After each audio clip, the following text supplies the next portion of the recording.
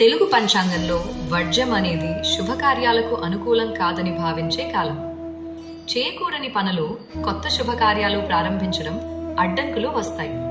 పెళ్లి, నిశ్చయతాంబూలం, సీమంతం, గృహప్రవేశం, కార్యం విఫలమవుతుందని భయం, వాహనం కొనుగోలు, మొదటిసారి తీసుకెళ్లడం, యాక్సిడెంట్ లేదా నష్టం జరిగే అవకాశం, భూమి, ఇల్లు, రిజిస్ట్రేషన్, ఒప్పందాలు, కోర్టు కేసులు ఆలస్యమయ్యే అవకాశం, బంగారం, వజ్రాలు, విలువైన వస్తువులు కొనడం, నష్టం జరిగే అవకాశం, పెద్ద మొత్తంలో డబ్బు, లావాదేవీలు, డబ్బు నష్టపోవచ్చు, ఆపరేషన్లు, సర్జరీలు అత్యవసరమైతే తప్ప, రికవరీస్లో లేదా సమస్యలు, పెళ్లి సంబంధాలు పెట్టడం, అమ్మాయి అబ్బాయి చూపులు, సంబంధం కుదరదు లేదా తర్వాత ఇబ్బందులు.